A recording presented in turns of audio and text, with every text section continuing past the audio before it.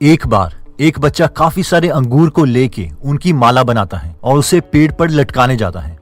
लेकिन ये क्या, सारे अंगूर दूसरी तरफ से गिर जाते हैं।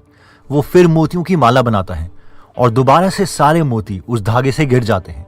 वो हैरानी में पड़ जाता है कि ऐसा क्यों हुआ, अंकल अंकल ऐसा क्यों हुआ। वो पास खड़े एक आदमी से पूछता है। सामने खड़ा आदमी उसे बताता है कि तुम अपने धागे में नॉट यानी गांठ बांधना भूल गए थे। मैक्सिमम स्टूडेंट्स के साथ यही प्रॉब्लम होती है कि वो बहुत सारी नॉलेज को माइंड में डालते रहते हैं, लेकिन वो नॉलेज माइंड से उतनी ही जल्दी निकल जाती है जितनी जल्दी हमने उसे माइंड में डाला था, क्योंकि हम भी इस बच्चे की तरह माइंड में मेमोरी नॉट बांधना भूल जाते हैं। और आज की इस वीडियो में हम वो मेमोरी नॉट बांधना सीखेंगे जिससे हम वो सारी चीजें याद रख सकेंगे, और वो भी प्रूवन साइंटिफिक मेथड से। और ये सारे आइडियाज हम पीटर सी ब्राउन की book make it stick the science of successful learning से सीखेंगे। तो आइए स्टार्ट करते हैं। तो सबसे पहला पॉइंट कहता है टू लर्न रिट्रीव। ऑथर कहते हैं कि बहुत ही कम स्टूडेंट्स को मेमोरी नॉट बांधने का तरीका आता है। मैक्सिमम स्टूडेंट्स समझते हैं कि हमारी लर्निंग तब होती है जब हम ब्रेन में डेटा एंटर करते हैं और तभी उन्हें कुछ याद नहीं रहता, जबकि टॉपर्स को पता है कि लर्निंग तब होती है जब हम पढ़ने के बाद ब्रेन से डेटा बाहर निकालते हैं। ऑथर कहते हैं कि 1885 से साइकोलॉजिस्ट फॉरगेटिंग कर्व बना रहे हैं, जिससे ये पता चलता है कि पढ़ने के कुछ देर बाद ही हम 70% डेटा भूल जाते हैं। उस बच्चे की माला की तरह हमारे मोती उसी वक्त निकल जाते हैं। बाकी बचा 30% डेटा हमारे ब्रेन से धीरे धीरे निकलता है। लेकिन सवाल ये है कि डेटा हमारे ब्रेन में स्टोर कैसे रहेगा। 2010 में न्यूयॉर्क टाइम्स में एक स्टडी पब्लिश हुई थी जिसमें स्टूडेंट्स को एक पैसेज पढ़ने को कहा गया और उसके इमीडिएटली बाद ही उन्हें वो पैसेज रिकॉल करने के लिए भी कहा, यानी data out of the brain. और जब फिर से एक हफ्ते के बाद उसी पैसेज पे दोबारा से टेस्ट हुआ तो वो पैसेज स्टूडेंट को 50% याद था, यानी सीधा 20% की मेमोरी इंप्रूवमेंट। 1939 में एक और बहुत फेमस स्टडी हुई थी जिसमें 6060 स्टूडेंट्स ने पार्टिसिपेट किया था। इसमें स्टूडेंट्स ने 600 वर्ड्स के पैसेजेस पढ़े। इसके बाद उन्हें अलग अलग टाइम में उन पैसेजेस को रिकॉल करने के लिए कहा गया। इसमें 2 इम्पोर्टेंट रिजल्ट्स सामने आए और वो ये थे। पहला, स्टूडेंट्स ने पैसेज पढ़ने के अगर बहुत दिनों के बाद उन पैसेज को रिकॉल किया था तो उन्हें वो पैसेज उतना ही कम याद था, और जिन्होंने पैसेज पढ़ने के जितनी जल्दी रिकॉल किया था उन्हें पैसेज ज्यादा याद था। सेकंड कंक्लूजन ये था कि जब एक बार स्टूडेंट्स ने उन पैसेज को रिकॉल कर लिया था उसके बाद उन्होंने बहुत कम डेटा भूला, और उसके बाद सब्सिक्वेंट सारे टेस्ट में उनके ऑलमोस्ट सेम मार्क्स आए। यानी रिकॉल करने का मतलब है कि हमने मेमोरी नॉट लगा दी है। नेक्स्ट पॉइंट कहता है मिक्स अप योर प्रैक्टिस। 8 साल के काफी सारे बच्चों ने अपनी जिम क्लास में बीन बैग्स को बकेट्स में डालने की प्रैक्टिस की।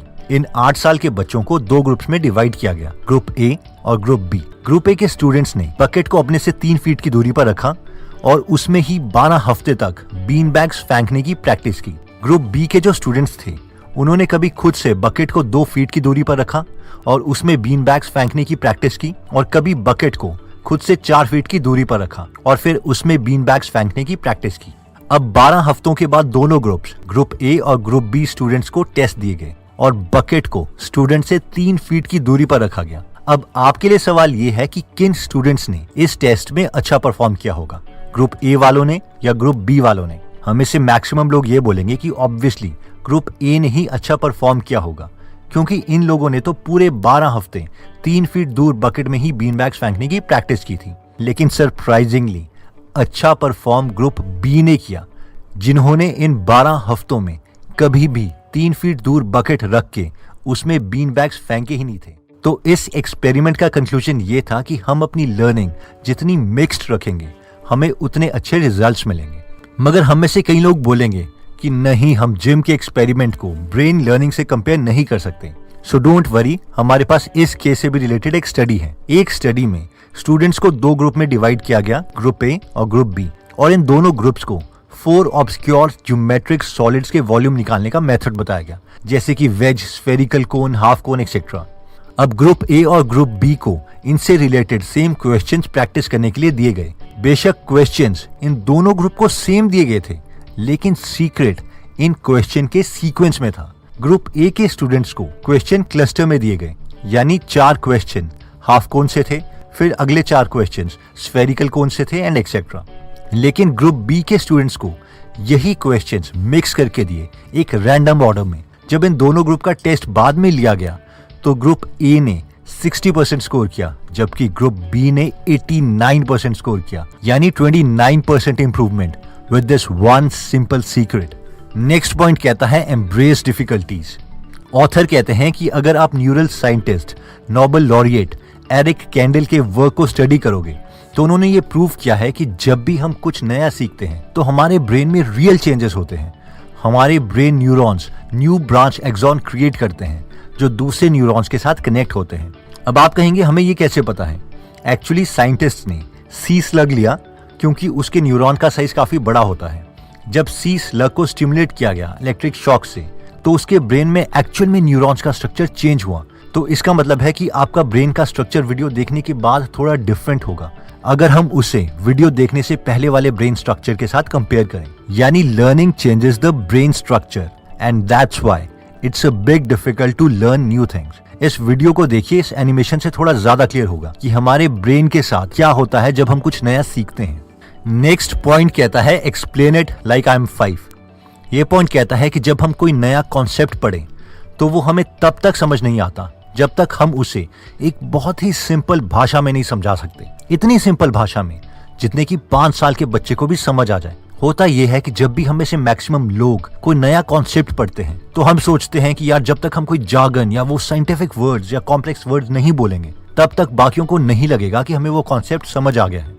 Machines are any combination of bodies so connected that their relative motions are constrained, and by which means force and motion may be transmitted and modified as a screw in its nut, or a lever arranged to turn about a fulcrum, or a pulley about its pivot, etc. Especially a construction more or less complex, consisting of a combination of moving parts or simple mechanical elements as wheels, levers, cams, etc.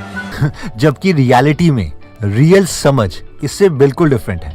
Einstein ने भी कहा था, if you can't explain it simply you do not understand it well enough. इसी concept पर reddit.com पर एक बहुत ही famous page है जिसका नाम है explain it like I am 5, जिसमें लोग अपने डिफिकल्ट से डिफिकल्ट क्वेश्चंस पूछते हैं और बाकी एक्सपर्ट्स लोग उसे सिंपल से सिंपल भाषा में समझाने की कोशिश करते हैं ताकि वो लेमैन की भी समझ में आ जाए। और बेसिकली जब हम नया कॉन्सेप्ट पढ़ते हैं तो बुक बंद करके हमें भी उसी कॉन्सेप्ट से रिलेटेड उसे ऐसे समझाना चाहिए जैसे हम किसी 5 साल के बच्चे को समझा रहे हैं, जिसमें हम अपने लेमन वर्ड्स यूज करेंगे, कोई जार्गन नहीं, कोई कॉम्प्लेक्स साइंटिफिक वर्ड्स नहीं, ताकि हमें कॉन्सेप्ट अच्छे से समझ आ जाए। नेक्स्ट पॉइंट कहता है प्राइम फॉर लर्निंग। ये पॉइंट कहता है कि अगर हम कुछ नया लर्न करने से पहले अगर उस टॉपिक से रिलेटेड कोई ओवरव्यू वीडियो या कोई समरी देख लेते हैं और उसके कुछ टाइम के बाद सिमिलर कंटेंट को पढ़ते हैं तो हमारा ब्रेन उस टॉपिक को समझने के लिए रेडी हो जाता है और जल्दी न्यूरल कनेक्शंस फॉर्म हो जाते हैं। ये दूसरे तरीके से भी काम करता है, यानी अगर हम कोई चीज सॉल्व कर रहे हैं और उसे सॉल्व करने की जब हम कोशिश करते रहते हैं, लेकिन अगर तब तक हमें वो सोल्यूशन नहीं बताया जाता तो भी हमारा माइंड उस चीज को जल्दी सीखेगा। ये उसी तरीके से है जैसे हम बोट को एक जगह रोकने के लिए एंकर का यूज करते हैं। इसीलिए इस कॉन्सेप्ट को साइंटिस्ट्स एंकरिंग इफेक्ट भी बोलते हैं। तो दोस्तों, इस वीडियो में हमने एक इफेक्टिव स्टडी करने के लिए 5 स्टेप्स देखे थे, जिसमें सबसे पहला स्टेप था टू लर्न रिट्रीव, जिसमें हमने देखा था कि मैक्सिमम लोग सोचते हैं कि लर्निंग ब्रेन में कंटेंट डालना है, लेकिन ऑथर के अकॉर्डिंग लर्निंग ब्रेन में कंटेंट डालना नहीं बल्कि उसके बाद उसे रिकॉल करना, उसे रिट्रीव करना है। इसीलिए हमने देखा है कि अगर पढ़ने के बाद हम बुक बंद करके उसे जितनी जल्दी रिकॉल करेंगे उतना डेटा ही हमें याद रहेगा और हमारे माइंड में मेमोरी नॉट लग जाएगी, यानी मेमोरी लीकेज बंद। वरना करते रहो प्रैक्टिस, एक तरह से धागे में मोती डालोगे, दूसरी तरफ से निकलते रहेंगे। नेक्स्ट पॉइंट में हमने देखा था कि मिक्स अप योर प्रैक्टिस, यानी रिकॉल तो हमें करना है, लेकिन जिस सीक्वेंस में हम रिकॉल करते हैं या प्रैक्टिस करते हैं वो हमारी मेमोरी नॉट को उतना ही स्ट्रांग बना देता है। जिसमें हमने स्टूडेंट्स का एग्जाम्पल देखा था कि जिस ग्रुप ने क्वेश्चंस रैंडम ऑर्डर में प्रैक्टिस किए थे उन्होंने दूसरे स्टूडेंट्स के कंपैरेटिवली काफी अच्छा परफॉर्म किया था।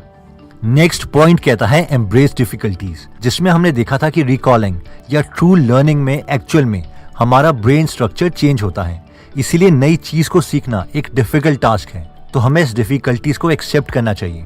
नेक्स्ट पॉइंट कहता है explain it like I am 5, यानी लर्न करने के बाद पहले हमें उस कॉन्सेप्ट को खुद को इस तरह से एक्सप्लेन करना है जैसे हम किसी 5 साल के बच्चे को एक्सप्लेन कर रहे हैं, जिसमें कोई जार्गन नहीं है, कोई डिफिकल्ट वर्ड नहीं है, ताकि हमें उस कॉन्सेप्ट की डीप अंडरस्टैंडिंग हो जाए। नेक्स्ट हमने देखा था प्राइम फॉर लर्निंग, यानी अगर हम कोई एकदम नया टॉपिक स्टडी कर रहे हैं तो मेन टॉपिक पढ़ने से पहले अगर हम उस चैप्टर से रिलेटेड एक ब्रीफ डिस्क्रिप्शन या ओवरव्यू वीडियो देख लेते हैं तो हमारा ब्रेन मेन इन्फॉर्मेशन लेने के लिए रेडी हो जाता है और लर्निंग ज्यादा बेटर तरीके से होती है। दोस्तों, अगर आप अपनी प्रोडक्टिविटी या लर्निंग ट्रिक्स को इम्प्रूव करना चाहते हैं तो हम रेकमेंड करेंगे कि आप कैल न्यूपोर्ट की बुक डीप वर्क और so good they can not ignore you जरूर पढ़ें। अगर आप इन दोनों बुक्स की समरी हिंदी में फ्री में पढ़ना या सुनना चाहते हैं तो आप हमारी गीगल एप्लीकेशन डाउनलोड कर सकते हैं, जहां पर 130 से भी ज्यादा फ्री बुक समरीज अवेलेबल हैं। और ट्रस्ट मी, ये एप्लीकेशन आपको आपके बेस्ट फ्रेंड की तरह गाइड करेगी और डिफिकल्ट टाइम्स में आपको मोटिवेट करती रहेगी। तो अगर आप इस एप्लीकेशन में इंटरेस्टेड हैं तो उसका लिंक हम डिस्क्रिप्शन में दे देंगे। अगर आपको लगता है कि किसी के एग्जाम्स आ रहे हैं और ये वीडियो उनकी मदद कर सकती है तो आप इस वीडियो को उनके साथ जरूर शेयर करें। एनीवेज दोस्तों, अगर आप ऐसी नॉलेजेबल वीडियोस मिस नहीं करना चाहते तो सब्सक्राइब करने के बाद बेल का बटन दबाना मत भूलिएगा। आप कमेंट करके ये भी बता सकते हैं कि आप नेक्स्ट वीडियो किस टॉपिक पर चाहते हैं। जल्द ही हम आपसे दोबारा मिलेंगे। जय हिंद।